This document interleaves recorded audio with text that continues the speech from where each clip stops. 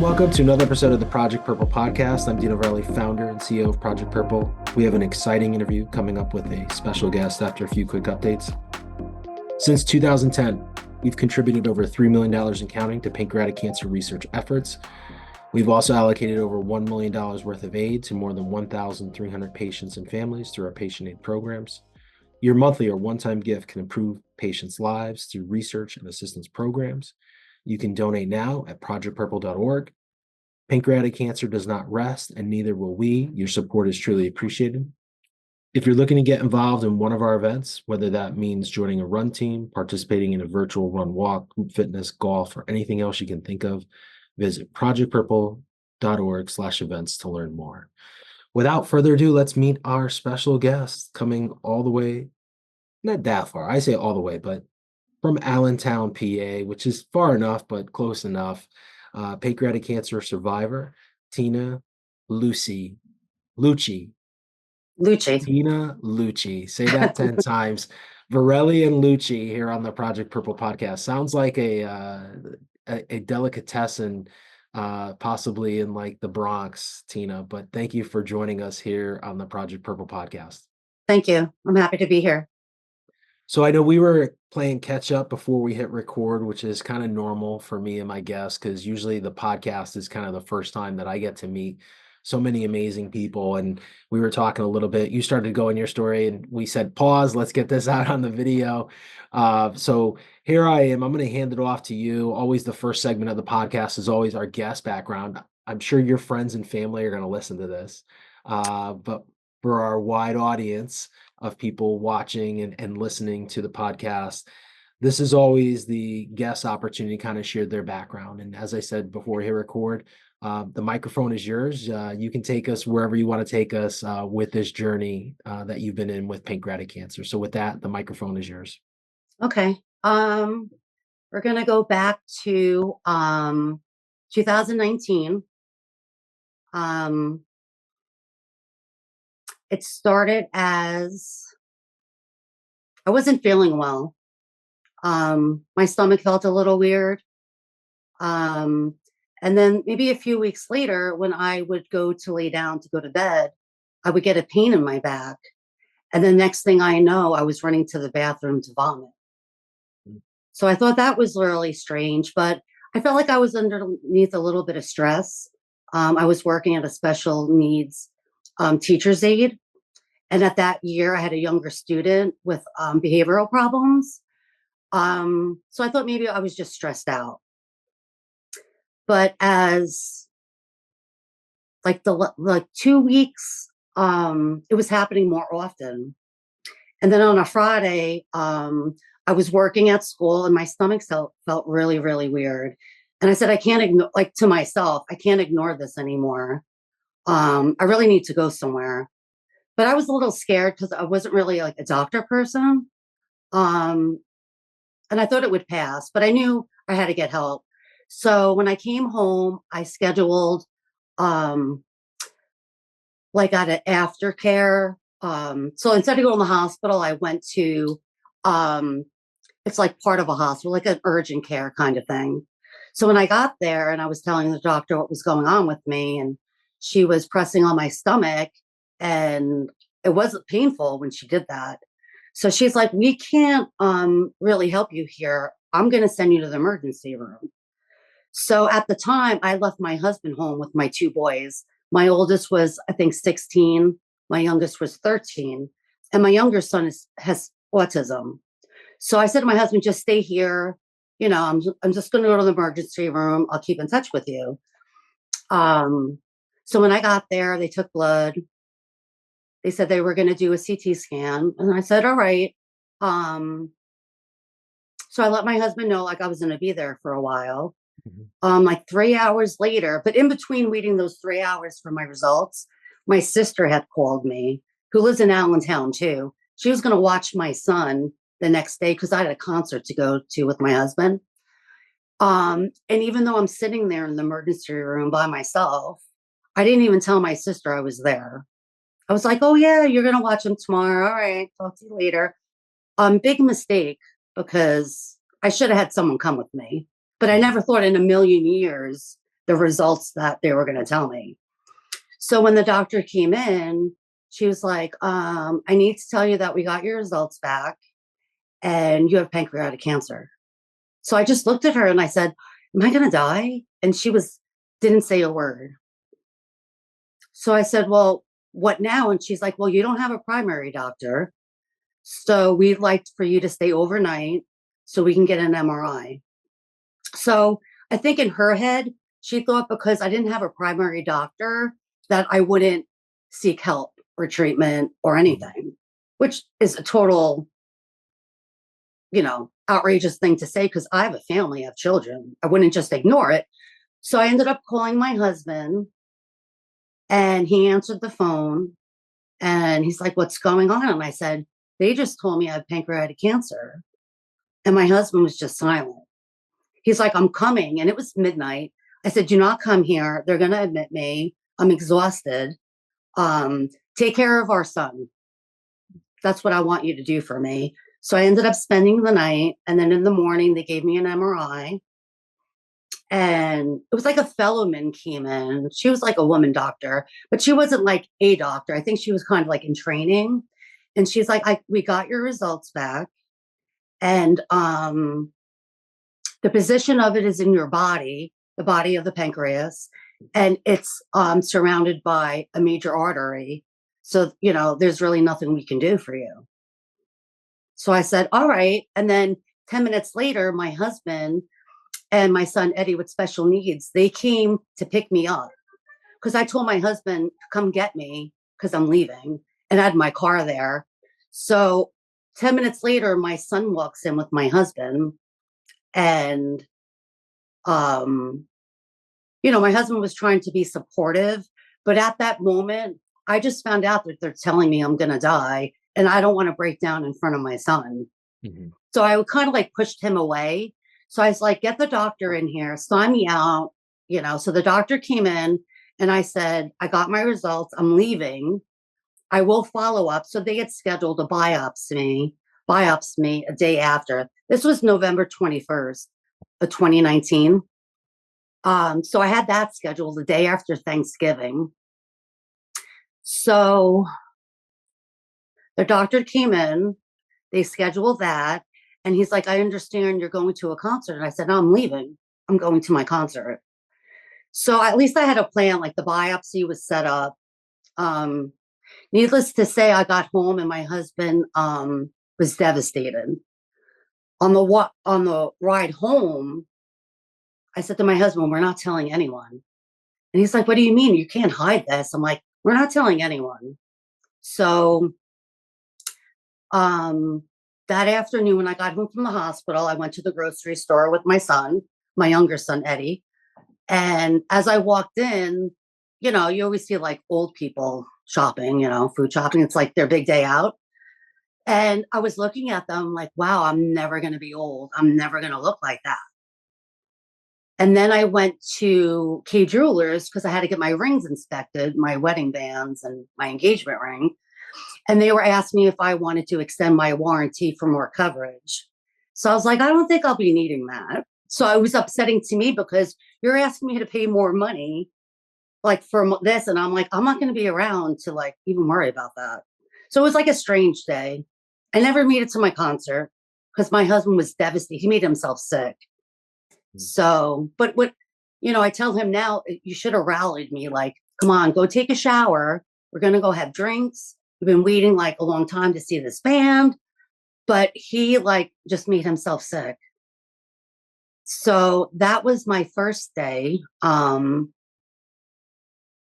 then, so that was a Saturday. And then Wednesday, the night before Thanksgiving, I went over to my sister's house and, preparing for Thanksgiving. And when I walked in, I think it was my niece said to me, wow, Aunt Tina, you lost so much weight. You look great.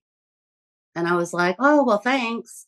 And I didn't say anything to my sister. I left.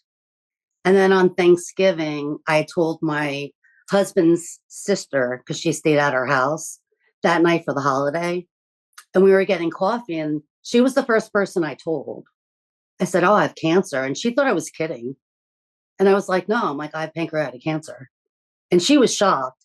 So throughout the day, I spent Thanksgiving with my in laws, and my sister was hosting at her house for her other side of the family. So I'd went there earlier because they just lived down the block, to visit for a little while. And I left. And then my sister in law, who I told in the morning, she was like, "You really need to tell your sister." Because the next day I was going for a biopsy.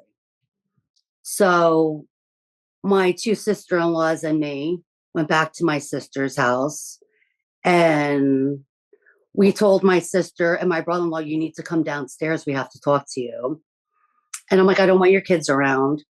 And we told my sister and my brother in law, and they were floored. Um, and then the next day, my sister took me for the biopsy. She's like, "I'm going to take you." So it was good because my husband got to stay home with my boys. So it was less stress, you know, for my sister to take me. And within a few days, they confirmed that it was cancer by the biopsy. Um, but like initially, like I don't think they should really like tell you it's cancer until it's confirmed. Like that's how I feel. But maybe they do that Yeah. so you take care of it. There's probably something in there from a insurance standpoint. In what I mean by that is if they don't, and you walk out and then you never follow through with any testing, Hmm. the insurance in the sense of like, you could sue them then for libel, I'm sure, or for like gross negligence. I think from a practitioner standpoint, yeah, they don't. So diagnostically, they can't, right? Because some people do have tumors that are non-cancerous. They could Hmm. just be, hemangiomas, as they call them, or even an IPMN on the pancreas, which we've seen. They have these cysts, these cystic lesions that are not cancerous until you do a fine needle, biopsy with a very small needle. So yeah, Tina, it's frustrating because I consider us, we're patient advocates, right? And we're here to advocate for the patients. And sometimes, these systems are so big and how they've been doing things for the last 80 years. Like, I don't know how you change that. I don't disagree with you. I do think that, further testing is needed, and maybe that's the dialogue that has to happen versus sending people in a panic, that it is cancer and that you need to, get your stuff and your affairs in order, and kind of you go home and that's all you're on your mind, right? It consumes you. It doesn't, it, and we've had, I haven't had someone on the podcast about this, but I have talked to many people, um, believe it or not, that have had, you know, same situation. They go to the hospital, they get these scans and they're like, "Yep, it's cancer." And then they do the further diagnostic and they're like, "No, it's not. It's just a cyst, right? That just hasn't become cancer yet and just needs to be put into surveillance, or they go in and they remove it if they can."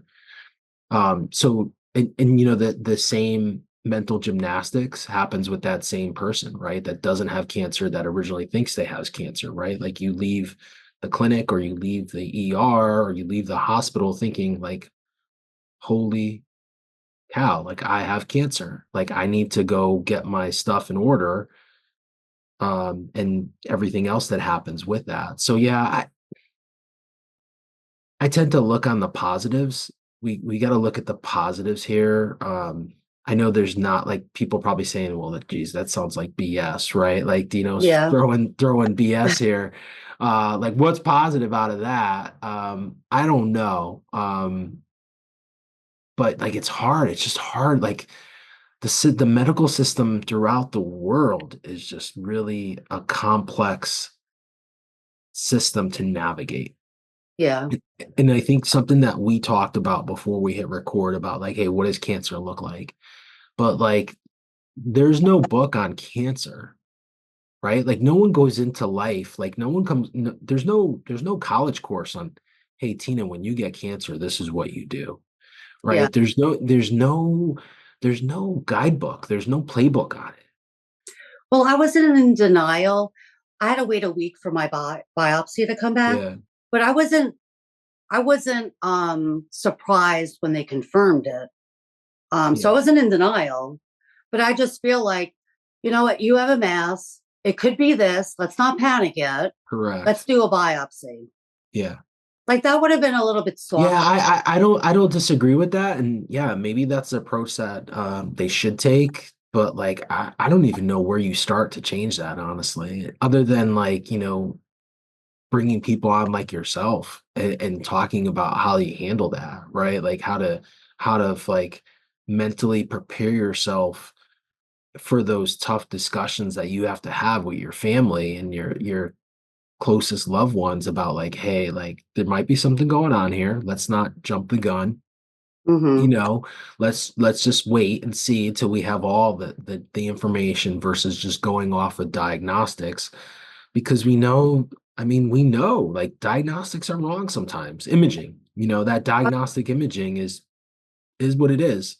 But it doesn't necessarily prove 100% that this is pancreatic cancer or a particular cancer until you do further research or further testing. So Well, I think that's the kind of the message that we hope, we've got to kind of get the medical field on board with, because I do agree, like having that type of conversation versus like, hey, you have cancer, go home, figure your affairs out is like a lot is very yeah. daunting and can send you down the spiral very, very quick. Well, the weird thing is like the doctor that came in and told me that I had pancreatic cancer, she was like, well, you don't have a primary, so we want you to stay. Okay. But then the next morning, not even, I don't know, not even 12 hours later, then you have someone coming in saying, we looked at your MRI and there's nothing we can do for you. Yeah, So, like, why would you make me spend the night? You know what I mean? yeah, And true. telling me, like, you know, you're worried about me not going to seek help or going, to get help for this. Yeah, And then you send someone in my room that speaks to me in that way, like, it's, it's too far gone. It's in a bad place. And, that's it. So it's yeah, like just like a roller coaster. yeah, You know what I mean? Like stay overnight and let's take care of this to, someone walking in and be like, well, game over because, it's just too late. That's when people don't go get other help because they're like, you know what? I'm just gonna, live life. I don't have to tell anyone. And you know what I mean? So like they need to decide which way they're gonna go at this. yeah, You know what I mean? yeah. And like there was like, not that I'm looking for like bedside manner, but like it was that blunt. It was like she was like a robot. I'm Most of them sitting there are. alone. Most of I don't them even are, have Tina, support. unfortunately. For the doctors listening, yeah, that's another stick in the rear that really we have seen over, 15 years that and I have told people there's a lot of oncologists. I mean, the space is there's a lot of them. And if you don't get the right fit, that could be detrimental, but a lot of them are just there's no apathy, No, right? no. Like you said, it's like a robot, but we are all people. You're a person. You have feelings. I have a family, I have children. So I always say, like people, like if you don't connect with the doctor, if he doesn't say good morning and is not like normal, like how normal people talk, and then go somewhere else. Yeah. Like it's a business, but I don't know. People tend to think I get it. Like these guys do a lot of schooling, and some of them are brilliant, but you still need to treat people like human beings and not like like to your point, a robot, and you're in a factory and it's just part of the machine. Yes, like your parts are broken, we can't fix you. Yeah. So yes, I agree with that. Uh-huh. So now you go through Thanksgiving with this whole thing, you get the results, and then where does that send you? Um, once it was confirmed, you know what? Even before it was confirmed, my sister-in-law had told me about Fox Chase in Philadelphia. Yep. So instantly I called down there. Um, and they had me come down on December 2nd. My sister Lisa and my husband came with me. Um, unfortunately, when we got there, the doctor that we were supposed to see, his wife went into labor. Oh, wow. So it was his fellowman speaking to us. Um, to be quite honest, I don't remember too much of that visit. Um, it was more of, we're going to start chemo, Yeah. and like go from there. Like that visit was a blur to me. Plus, the doctor I wanted to see, he wasn't there. Um, so I'm trying to think how it went. So then I had an appointment to go meet the oncologist regarding chemo. Mhm. Um, so me and my sister took a trip down there, and she explained to me that they would put a port in. But you know what? To be honest, well, I started there at Fox Chase. I got three opinions. I didn't just do two. I went for like three or four. So then when I went down to meet the oncologist for um, chemo, she was explaining everything to me, and I was fine. And then I said to her, "Am I going to lose my hair?" And I've never cried as far as like, going to like doctors or speaking to people. But when she told me that I was going to lose my hair, I lost it. That was like, which is ridiculous because, you feel like you're sick, but I didn't want to walk around sick. Mhm. So that was devastating for me. So I do have another sister. She lives in Ohio, and she was flying out to California to see her son and his family. Um, so I didn't tell her right away because she was visiting family. I didn't tell her until January 2nd before I got my port put in. I didn't want to ruin her holiday. Yeah. And there was nothing like, was going to change by me waiting to tell her. So on January 2nd, I went down to get my port. And then the next day, I drove down for chemo At Fox Chase. So you at decided. Fox Chase. So Yeah. so after you went around, you got a couple opinions. You decided to stay at Fox Chase or go with Fox Chase for chemotherapy. Hmm. So you start chemo January 3rd. I did of 2020. Um, so that was, a new experience. Do you And when remember the chemo regimen that they put you on I or? didn't last on it because I ended up having allergic reaction during it. Oh, wow. So I didn't really keep up with the medical terms, or Yeah. my sister handled that. She did all the research.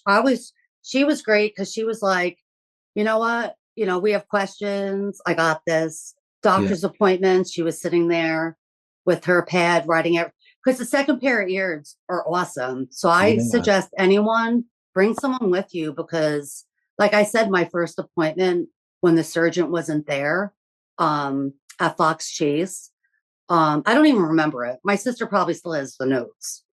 But having a second pair of ears is huge because it's overwhelming.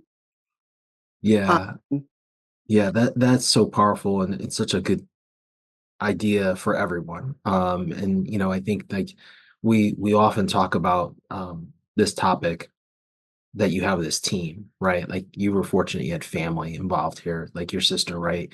To be that person so that you could just like not even tune in some ways. I'm sure yeah, your head was going elsewhere with just the family, your sons, I should say, your husband, and what life would be like for them, and yourself with that. But it is also important to have that person in the room. I've always been a big advocate for that. That was kind of my role when my dad was going through it, to be that person in the room so that they fully understood what was going on and if there were questions. And I think it's also important because that person brings a different lens to the conversation, I guess you would say.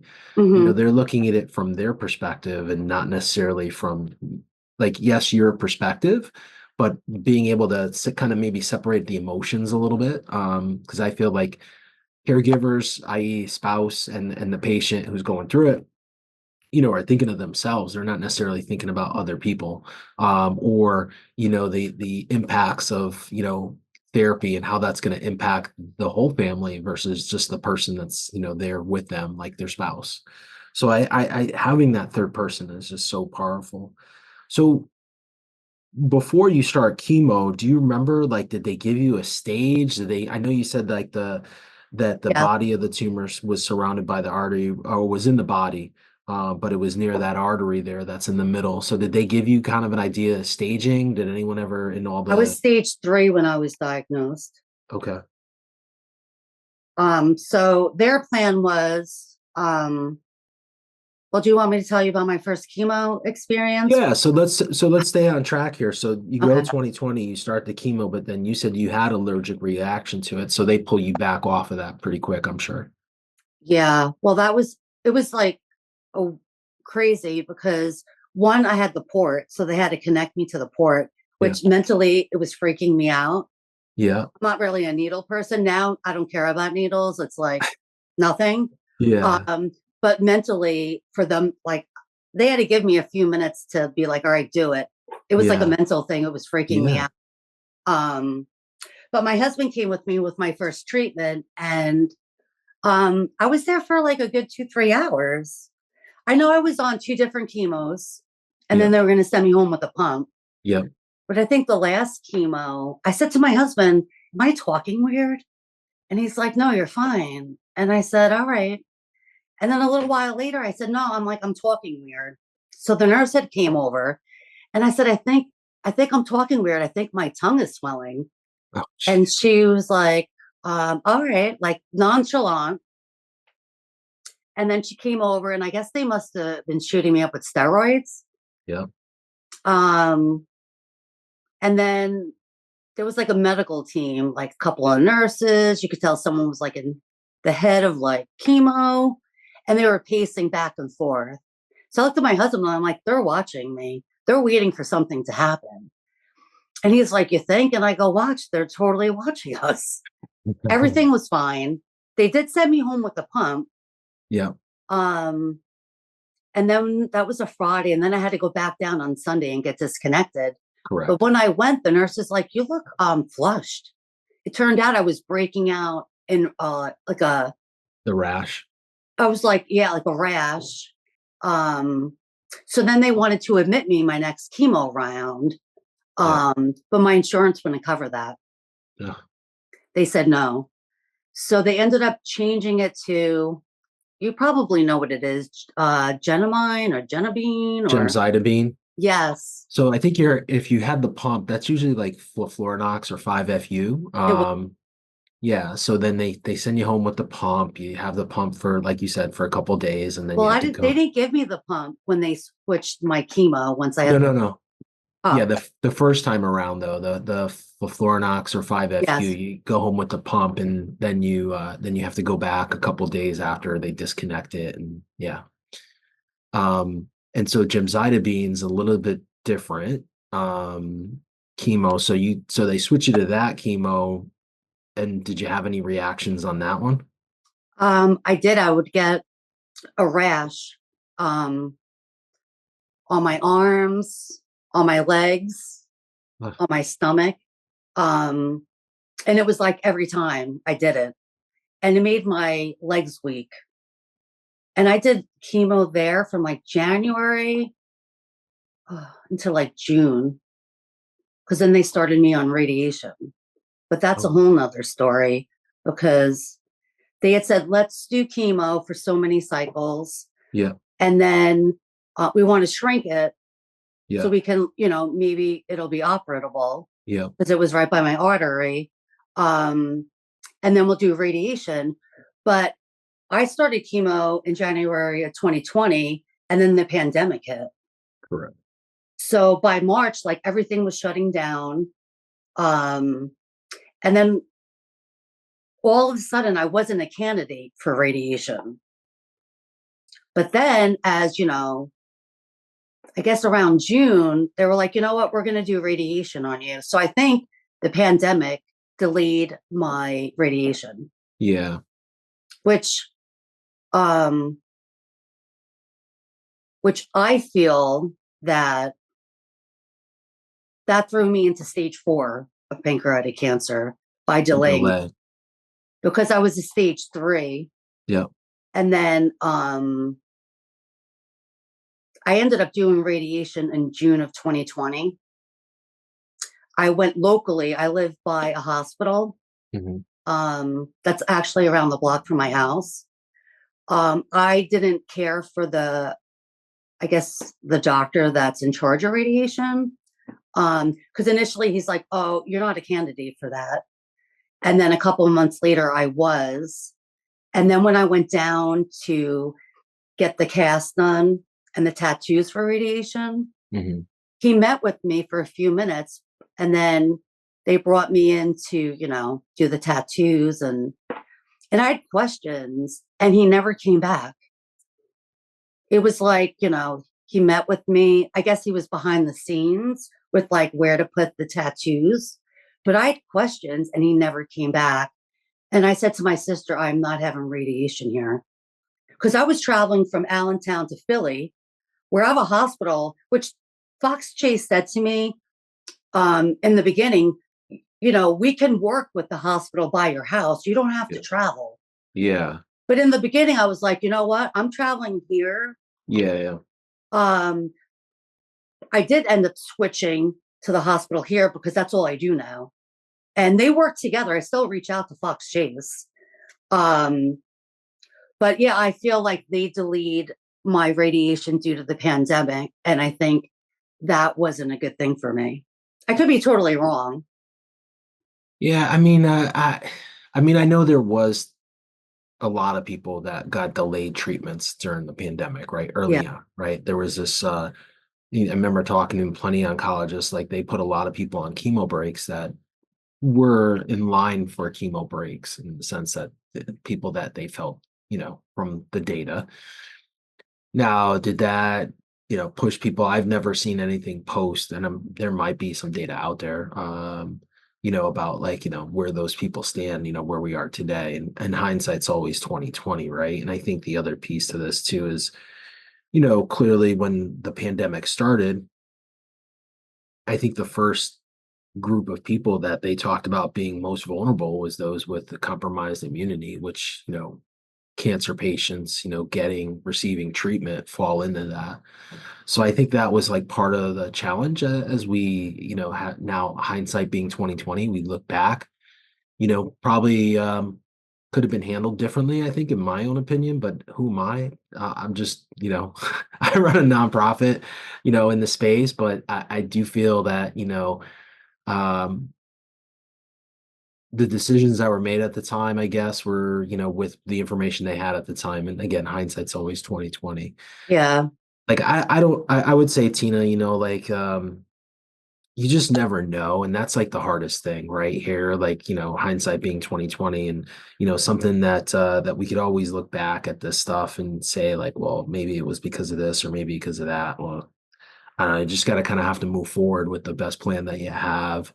I don't know, again, I haven't seen data that suggests otherwise, but you know, I think we learned a lot through that period. You know, like I mean, clearly, everyone was lost. So, like, I don't yeah, hold anything against Fox Chase. I think they're yeah, amazing there. Don't get me yeah, wrong. Um, and it wouldn't have been their fault as far as it was like the pandemic's fault. yeah, You know what I mean? Like, I don't know really how it affects hospitals. I do not hold that against them at all. But in the back of my head, I'm like, maybe like if we were on track, maybe, I would have still been on stage 3. yeah. But, it is what it is. And the pandemic, you can't control that. No, no, But, no. that's things that you think of, like, what if?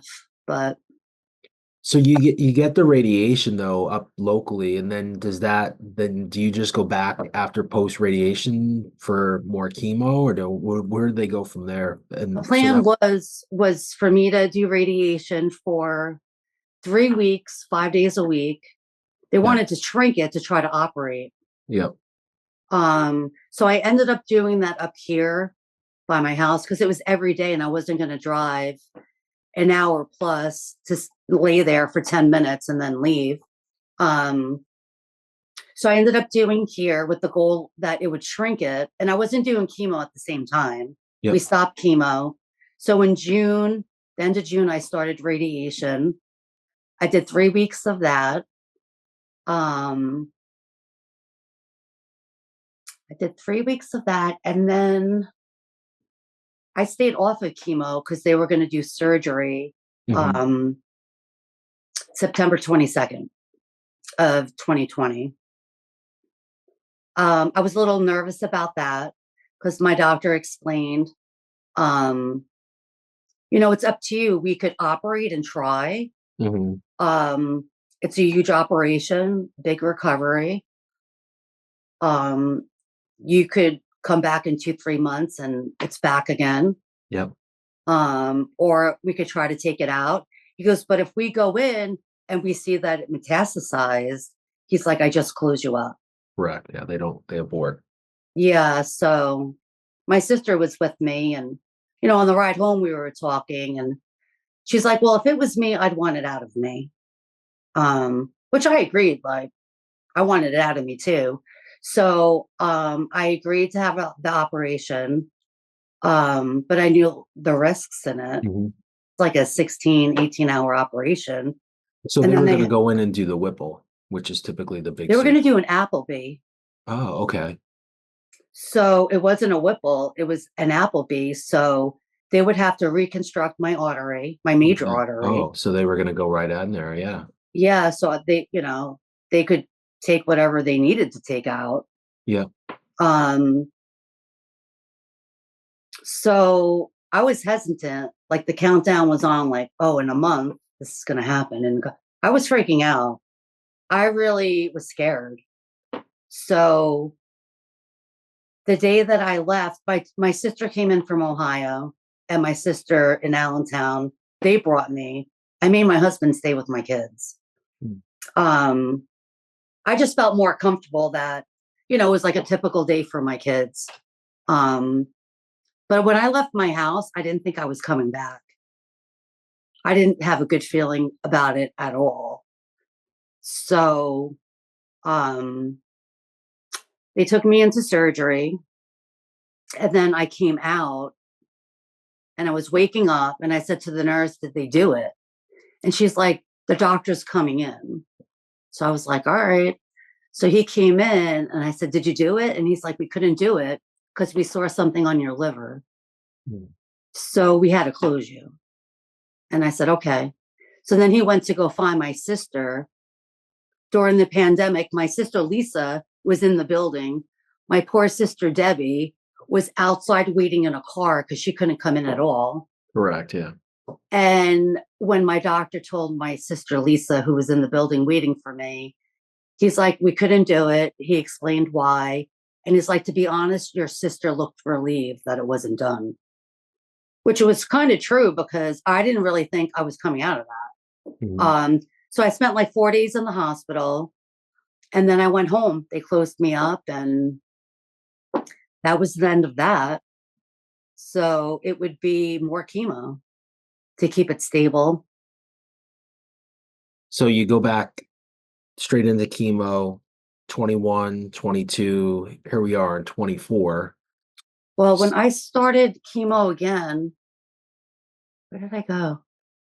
I think I went back to Fox Chase, but Yep. I told them, if this is going to be my life every other 2 weeks, could they work with the hospital here? Yep. Which actually, my oncologist for chemo at Fox Chase has a personal relationship. They're friends with the doctor that I see, around the block from me now at Yeah. that hospital. So it's a great team to have because not only, you know, they personally know each other. Yeah.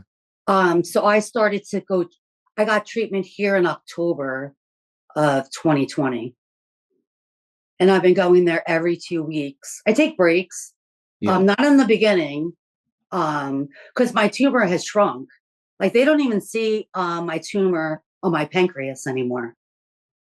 But they stopped one of the chemos when they brought me up here. Now I'm on like the FU, the pump when I Yeah. leave, and I'm on I don't even know, Otterbein, maybe not. Abraxane? Yes, and something else. I don't like I said. I just whatever, just do it. Um, so I've been continuing treatment there since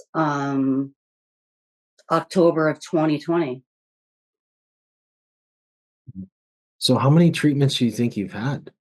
The crazy thing is, like I said, I've been watching your podcasts just to be familiar. Yeah. Um, and I noticed that you asked people that. So I called my oncologist's office on Friday, Did I and get a number? I did get a number, but this doesn't include Fox Chase for those Yeah. months I did down there. But for here, since October 21st of 2020, I've had 70 cycles of this chemo every 2 weeks, give and take. Like I'll take, a couple, like a month off here once Yeah. in a while, Yeah, enjoy yeah. holidays. So this Wednesday will be 71 cycles in the last 4 years. And I said, oh, I think that should be higher, to my nurse. She's like, why? I'm like, it feels like it should be well over 100. I guess when you're going through it, it seems like a lot more. Yeah. But So yeah, 70. so you said the tumor is not visible anymore on scans in the pancreas. So do you have, are they telling you like, I mean, I'm sure they're scanning you, right? They're you're doing scans, what, every 6 months, every 3 months? Every 3 months. There was a slight change last month because I took off 2 months in the summer. Yeah. Um, so I guess my nodules Yeah. in my lungs, I guess they got a little bit bigger. So I'm going for a scan actually tomorrow. So instead of waiting 3 months, they did two Push it months. up. Yeah. So the pancreas looks clean, but you have stuff on the liver and then also in the lungs. Is that what they're telling you? They don't even see anything on my liver still. Because a year after they closed me up because they couldn't operate, I Yeah. called the surgeon down at Fox Cheese and I said to him, because he had said to me, like, if you ever need anything, like, call me Yeah. questions. So I called him. He's like, you sound great. And I said, well, I was calling to see if you'll operate on me. And he's like, Tina, I'm never going to operate on you. He goes, but if you ever need anything or you come see me, he goes, but I'm never operating on you.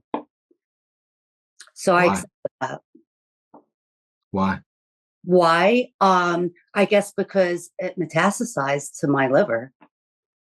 So their thought process is like, yeah, some surgeons, I guess, if it metastasized, they just feel like your surgery is like not really an option, or it's just kind of like you put the patient through, a surgery that they probably shouldn't go through, I guess, because of the recovery and, the pros. The cons outweigh the pros, I guess, because of recovery and cancer spreading and time off of chemo and all that stuff. I don't have an answer, and I'm not a doctor. Mm-hmm. I do know people that have heard no, no, no, no, no, and then have surgery. I also have talked to people both on both sides, patients and clinicians, that, I mean, I think the tide's turning a little bit. Like I think with some doctors, because like I mean, there's 75% of the patients diagnosed have metastasized disease, right? We do not find a lot of people at stage one or stage two. Majority of them are three and four. So, like, how we deal with this disease, yeah, surgery is the ultimate option of eliminating the cancer, right? Like taking the cancer out via surgery. But again, 75% of people don't fall in that category. So like how do we treat like and there are some things happening. I know there's a lot of research happening with certain, genetics, which we'll talk about here in a second.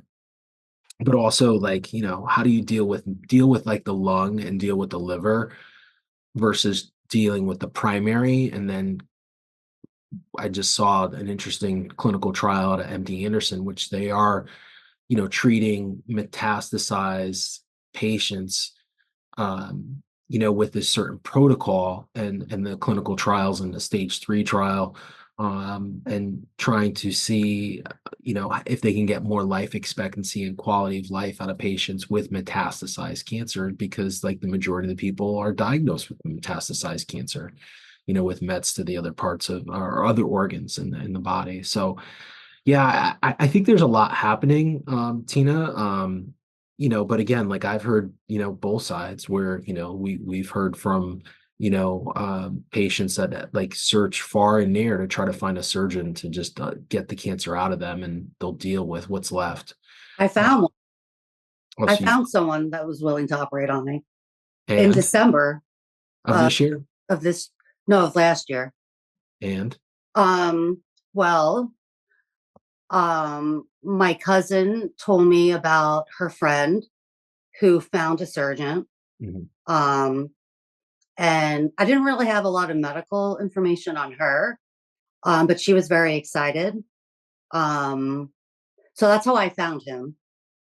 So I said, you know what? I'm going to reach out to him because let me just see. Maybe it's not the time for surgery, but maybe Mhm. that could be my backup plan because chemo was working for me. Yeah. But I was interested, like, that would be great. Like, I could have a life again. Like, I could work and do things. Like, you know, not being able to work is devastating financially, for one. Yeah. And two, you just feel like you're not the same person, you know? So I did reach out to them and I got an appointment. Um, and we did a Zoom meeting with him because they were in New York and I didn't want to travel there. I just wanted to hear, like, maybe this is an option down the line for me. So my sister and my husband, they were in on the call too. Um, the call I felt was rushed. Um, he told me that he could remove it and he wouldn't have to reconstruct my artery. It would be like a 6 or 7 hour operation. Mm. He asked me initially what my goal was. And I said to be here as long as I can for my kids. And then he corrected my goal and said, no, your goal is to be cured. So that rubbed me the wrong way. Don't correct my goal because you're not me. Mm. So I didn't like that. Um, and it was just a weird doctor's visit. It was like assembly line, like, next, who's the next Zoom call? Like, who am I going to operate on? It just didn't feel good. So I did reach out to the surgeon at Fox Chase, Mhm. which he is awesome. I don't know if I could say his name. Can I say his name? Yeah, you can mention doctors. We mention names all the time. All right. His name is Dr. Reddy, and he's at Fox Chase, and he is amazing. He's like your friend that you'd go have a drink with. You know what I mean? Like, just a great, great guy. Yeah. Um, so I reached out to him and I left a message, and one of his fellow men called me back to see why I was calling. So I told him that the whole conversation with the surgeon and I wanted his opinion. This doctor is so great that he called me at 7 o'clock at night from his car because I could hear his blinkers going. Mm. Um, and he was shocked to hear how I sounded. Um, he's like, I can't explain you. I wish you'd come see me because I want to see what you look like. Um, but then I told him I found the surgeon in New York. Mm. Um, I told him, he's saying he could operate on me. It takes 6, 7 hours. They don't have to reconstruct my artery. And he was like, well, why would they do the operation then? Because it's by my major artery. And he's like, to be honest with you, Tina, I can't explain you. Um, and why poke the bear? He's like, chemo is working for you. Yeah. Um, and the risk with that is, I mean, I'm sure you have surgery. Maybe you can't go back on chemo. Maybe you don't survive the surgery. So, like, in my head, I would love to like have my life back and not have cancer anymore. But I think I'm gonna have a longer, quality and better life just doing the chemo. Because what if I can't go back and then it's just too late? Yeah, it's an interesting question, You right? want to know why? Because most people are like the operation is the answer. Everybody Yeah. wants the operation, but sometimes like the operation isn't the way to go. Yeah, I mean, you said this a couple times. If the chemo is working, then I mean, having positive responses to chemo, and we've had guests on the podcast. I mean, one lady, she did 87 rounds or 90 something rounds, and she was stage 4, and she's no evidence of disease. So like if the chemo works, then why go in, to your point? And I also agree with this because anytime you go in, there's always, I mean, I've seen patients have plenty of complications, even though the complications, it's not 100% no complications. It's like 95%, right? Like that there's not a complication, but you just don't want to be in that 5%, right? Like, because that's not a place to be. And by having surgery, there's a chance of complications. There's a chance of ulcers and bleeds and all this other stuff that puts you behind the eight ball in continuing treatment. So if the treatment is working and you're able to continue to do what you're doing, then, yeah, I mean, it's probably foolish to go in and have surgery because the chemo's working, what it's supposed to do. Well, the scary thing is that my cousin's friend had pancreatic cancer. Hmm. That's where I found out about this doctor. Um, Yeah, she she wanted the surgery. That's and she was like me. People, they were all saying no, no, no, no, no. Um, but to her, that's what she wanted. yeah, So that's how I found this doctor.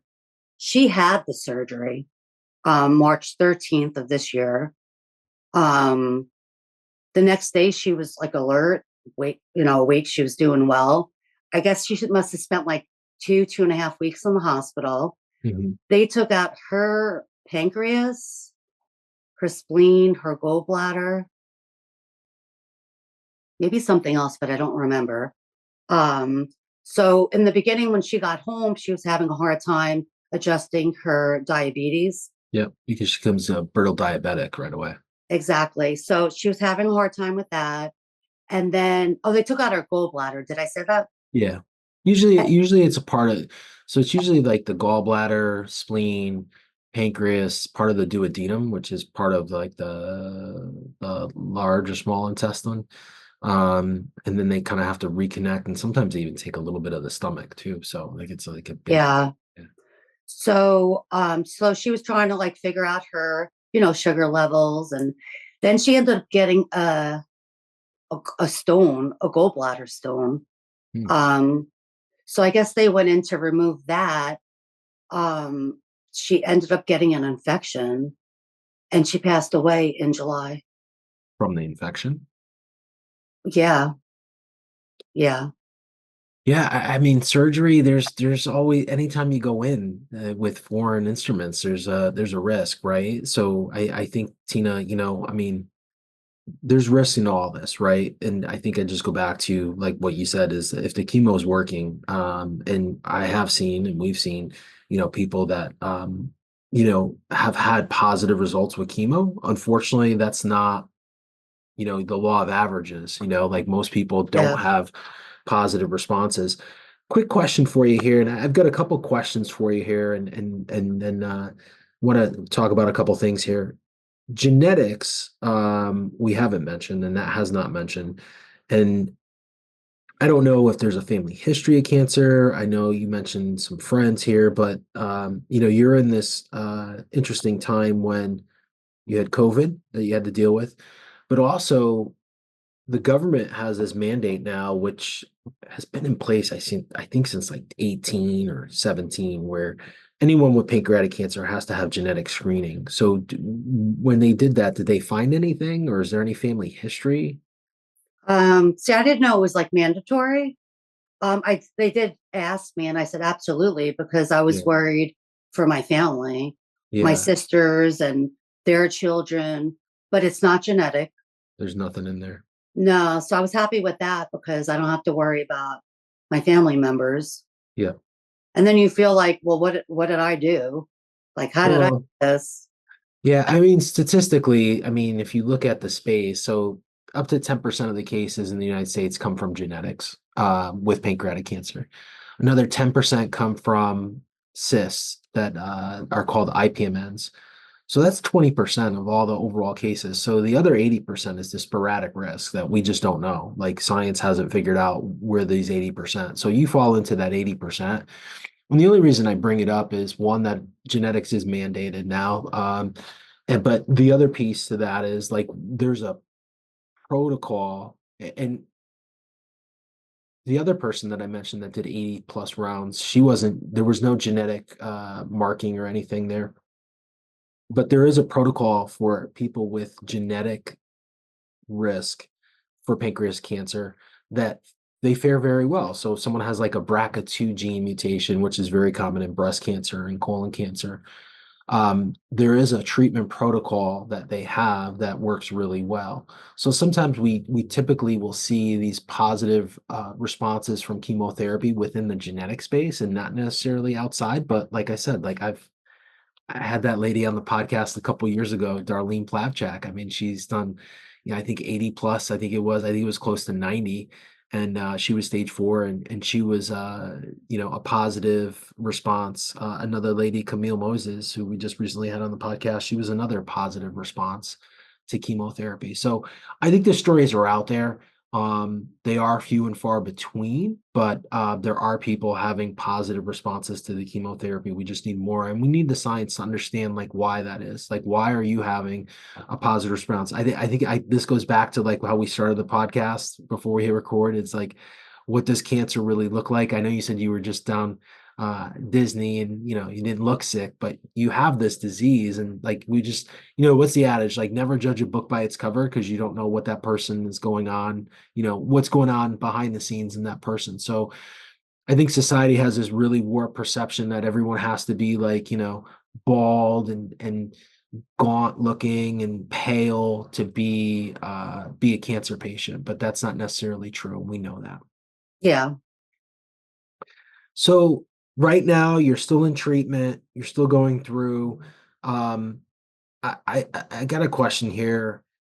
You've mentioned family a lot. You mentioned your husband, you mentioned your kids, you mentioned your sisters, friends.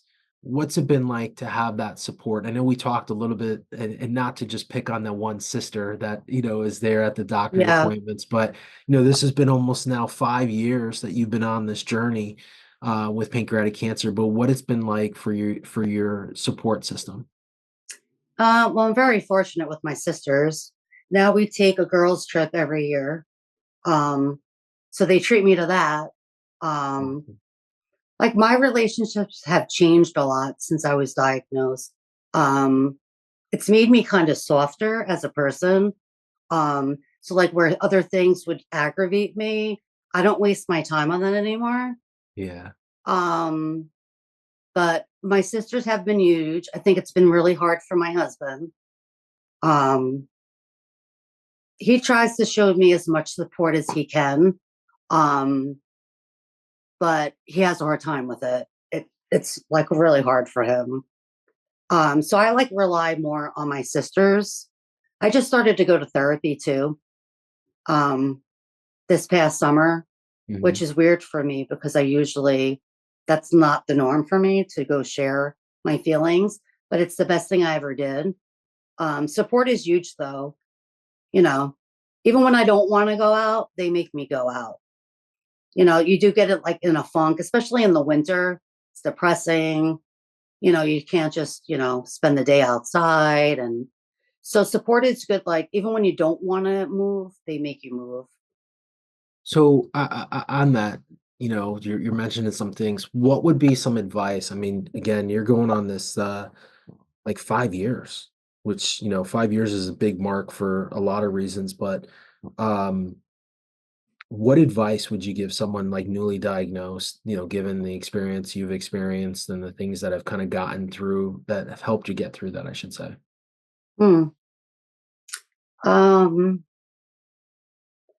I would say to get through it, let people in a little bit more. I was so shut down that I wasn't really sharing my feelings with people, and it just wasn't healthy for me. But like I said, I'm a private person. Um, I don't want people to feel bad for me.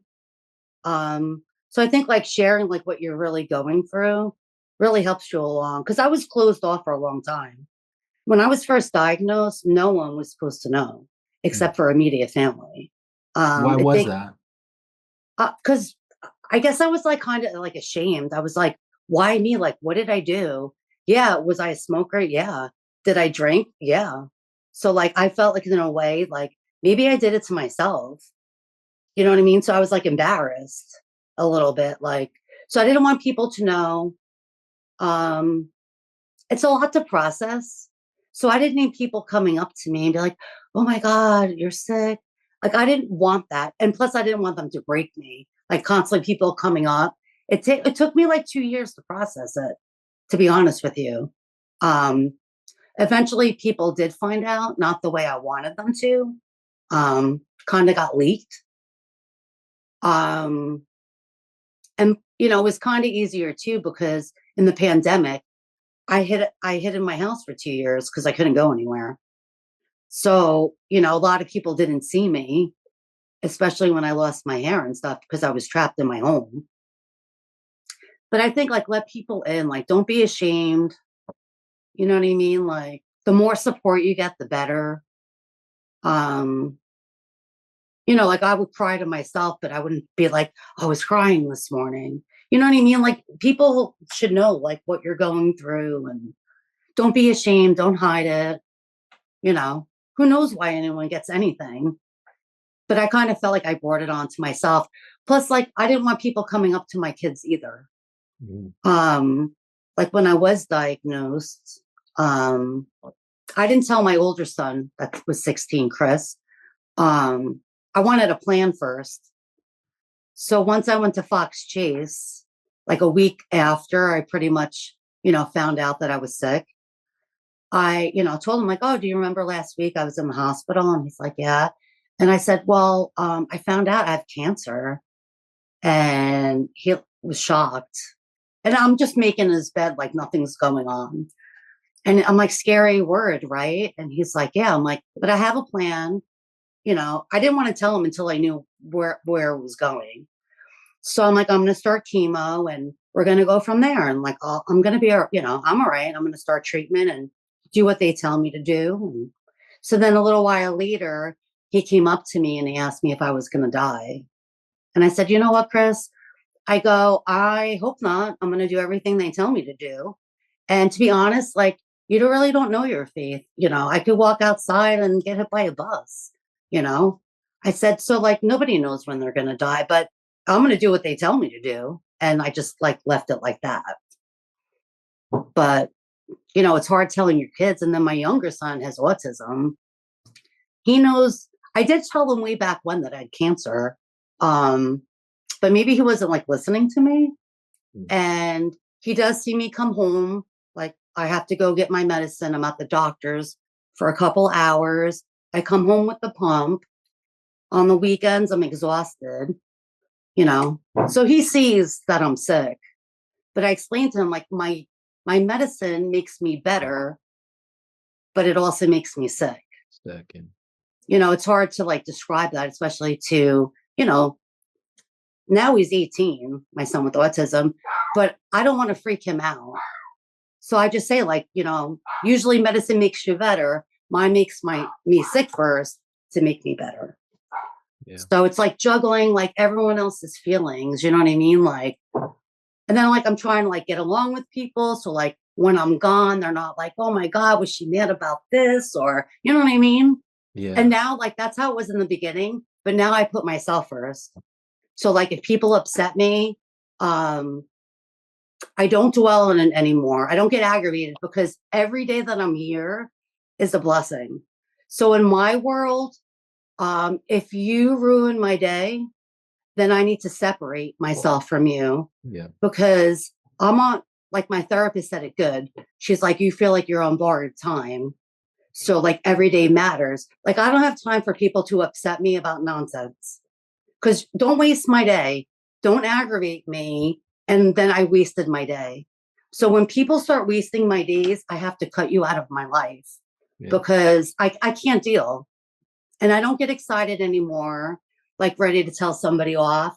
I'm like, that is their problem. And you're not going to ruin my day. Yeah. So it's a lot. It's a lot. Like everything, like it's just a lot. Like just dealing with like everyday things. Like, but I do. Now I'm like, I'm going to do what I want because I didn't like really do a lot of things because, my son with special needs. I didn't go out a lot. I didn't go away. And now I'm at the point if someone invites me to go somewhere and I can financially go or if they treat me, I don't care who's mad at me. I'm going. So like take it or leave it. Yeah. So, and that's a little bit hard for my husband because he feels left out. A lot is like, people invite my sisters. We got Yeah. you covered, just come. Because financially, it's been really hard. Um, my husband feels left out. Um, but it's not about you, it's me, it's about me. So, like, if I have an opportunity to go to Penn State and see my niece and maybe do like a bar crawl, I'm going. So that's hard too. It's I'm powerful being a little stuff. selfish, a little selfish. No, but like I think what you just said is powerful though. Like you're in control of what you're in control of, and that's what you worry about. And it's not uncommon. I think like, sometimes it's a diagnosis that makes people realize like what's important. And like everyone's got stuff in their life. It's just a matter of what you want to manage. And it's powerful to be at that point where you can say, like, yeah, I don't want to manage it. Like that's not my, people who have bring drama, I'm out. Like I got enough going on. With Exactly. family and cancer and everything. I want to talk about, so you were a recipient of our financial aid program. I know when we do our openings here, we talk about the impact that the patient financial aid program has had, and in terms of the numbers. And so I always love when we bring guests on and we talk a little bit, spend a little bit of time on that. Um, so the program, and I'm sure maybe just for our audience, so this program's designed for anyone who's going through the pancreatic cancer journey to help support them through that financially. We know, as you have mentioned, and many guests have mentioned, that once you get this diagnosis, you can't work. Like a lot of people just have to retire, or go on Social Security disability, and so we try to come in and help. We don't eliminate. I mean, I think in the very, very beginning, we were like, oh, we're going to eliminate debt. And then that was our naiveness into cancer toxicity. And what do I mean by that is like cancer financial toxicity, I should say. Bills still come. I mean, this was something that we learned really quick during COVID. Like it didn't matter. Like, bills still come, people still getting sick. I think that resonated kind of the program during that time. But so that program has been with us since day one. We've tried to step in and support families from a financial standpoint for housing, utilities, and medical copays. And those were really kind of the three main criteria that we felt we could have a huge impact on. So being a recipient of a grant, like what was that like for you and your family? Maybe that you can put into some words just so that the audience listening and watching knows, like, our donors allow us to do that. It's not me here at Project Purple or the staff, it's our donors that allow Mm. us to help so many people. So what was that like for you and your Oh, it's a family? blessing. I think Project Purple has helped me since my journey began. Because the hospital that I go to, that I live by, um, the social worker introduced me to you guys. Hmm. So it's probably 4 years that you guys have helped me. This past summer, you covered my mortgage, which was amazing. My whole goal is to keep my house for my children so they have a home. Yeah. So that was huge. I got to breathe this month in July, where you guys helped me. I think you also paid my high electric bill. Um, Numerous things you guys covered. And God bless you guys, because I do reach out to other organizations, Yeah. but there's not many. A No. lot of them are for children. But you guys have been a blessing. And that's why when I was asked to do the podcast, like I said, I'm very private, but I Yeah. was more than happy to do it. For one, to show people there is hope. So, like, if you have a grim diagnosis, don't take that to heart. Go, follow up with it. Because look at me, it's 5 years. They were wrong. Um, but you guys are amazing. I mean, for everyone who helps financially, I don't think people realize what a great help that is. I haven't worked in 5 years. Yeah, and Tina, this is something that we've been trying to talk more and more about, is this financial toxicity with cancer diagnosis. And there's a lot of recent data out there. I mean, one, like cancer care is not going down, it's going up, right? Like the cost of the treatments and the therapies and everything. Even covered by insurance, there's still a heavy copay. But the other piece to that is, with this disease in particular, and that was something for me, that we saw early on, in our own family experience. Like my dad was blessed that one, he was older, he was retired, when he got sick, which I guess that, again, trying to look at the positives here. So he had insurance and he had his retirement. My parents still had copays, but the majority of his insurance treatment was covered, right? And their house was somewhat, I think they were paid off at that time, again, being retired. Um, but the bill still came, like, and that's something that's like really, really important for people to understand, that getting a cancer diagnosis doesn't mean that you get a reprieve on, like, your mortgage or your taxes or your utilities. I mean, we won't go down the rabbit hole of inflation, but just Mm. look what's happened in the last like 3 years here, with inflation for everything across the sun in the United States here. But cancer patients pay the same, right? You don't get a break on like your utility bill. You don't get a break on, your grocery bill. So it's become a real challenge, and I hope we are, continuing to evolve our programs and continue to support people as best as possible through that journey, and hopefully continue to partner with other groups and organizations that can provide further support for patients, because something that we've been really adamant about since day one is no one should fight alone. And that that goes for the medical standpoint, it goes from everything, from that whole journey. And this financial piece with our program, is part of that. We hope that no one is fighting this journey alone in terms of, their finances.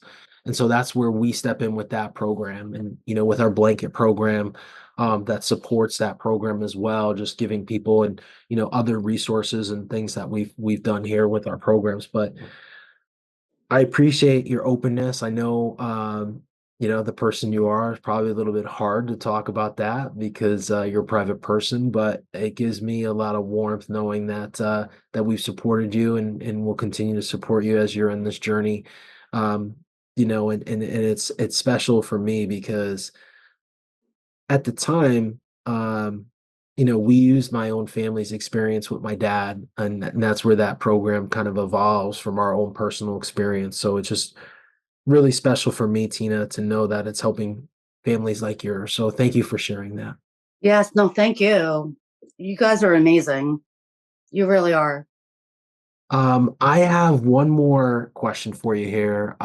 Is how would you define, and this is a loaded question. I know you said you've mentioned you've watched the podcast before, so you probably know this is coming, but there's no right or wrong to this. This is a loaded question. How would you define the term pancreatic cancer given your experience? It's kind of a crazy answer. I don't know if you want this. We want it. We want it. There's no right or wrong, and we take all answers, crazy and not crazy. Um, like I describe it as like my crime because like I feel like it sounds terrible that I'm going to say it, but I'm past this. Like, but this is what I felt like to me a few years ago. Like, I'm on death row. I just didn't get my execution date. So, like, I don't know what crime I committed to be in this, because I don't know how I got it.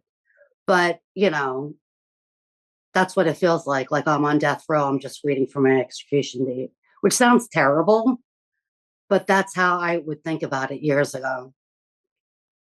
Like it's something like you can't defend, you can't get out of, you know. So like since I'm on like, I'm in jail right now or prison, I'm gonna make the best of it. Like prisoners, they go to college, they find God. You know what I mean? So like I'm making the best of my time in prison. Like maybe being a softer person and being a little bit nicer to people. Um, maybe letting things go or sharing my story. Like so like I'm making the best out of my prison time. Does that Powerful. sound crazy? No, no. I said it to It, my doctor once. He like looked at me. I'm like, don't commit me anywhere. no, no. I But don't think it that's what it sounds. feels like. I think it's very relatable for a lot of people, possibly listening, and even for people that haven't experienced pancreatic cancer, it's relatable. And I think, Yeah, it's powerful, Tina. I mean, I would say, to your point, you are correct. Like, people on death row are getting degrees, they've got iPads, they're doing some amazing things. Um, but yeah, some of them wait forever for that execution, though, right? Yeah, it And could be some of them years. Like, never I come. don't know, Some like, people, I mean, here in Connecticut, we have guys on death row that have been on death row for, 30 plus years because there is no more execution. So there's an interesting metaphor there with that. You're like stuck in this place, but you're still able to be that person that you've become. yeah, So like super, sometimes like prison like softens people. I yeah, think cancer kind of softened me. I'm a little bit more nicer to people, but then like if people are really rude, then I have to say something. But I let a lot of things go. I don't yeah, get upset. And I think I'm more like nice to people. So it softened me a little bit. it's powerful. Maybe it's because like I don't know what you're going through. So I'm gonna be nice to you. I might hold the door for you, or Yeah, if I'm walking my dog and I see a stranger, good morning, good afternoon. Normally, I'd probably just walk past you, but that's where I'm at with that. It's softened me. powerful. Tina, last thing here, if there's someone listening on the other side or watching that just got diagnosed and they'd like to connect to you, or I don't know if I know you said you're private, if you're on social, is there a place where people can connect with you or reach out to you? Yes. I could give you my email address. Yeah, perfect. Let's go there. It's T Lucci, so TLUCCI at gmail.com. Tina, thank you for being a guest on the Project Purple podcast. It's been an honor not only to support you and your family through our programs, but to be able to share your journey and keep doing what you're doing. Thank you. I appreciate it. Thank you for listening to another episode of the Project Purple podcast. If you like what you hear today, feel free to share this episode and make sure to follow us wherever you listen to podcasts. That's a wrap of another episode of the Project Purple podcast. Thanks for listening and watching.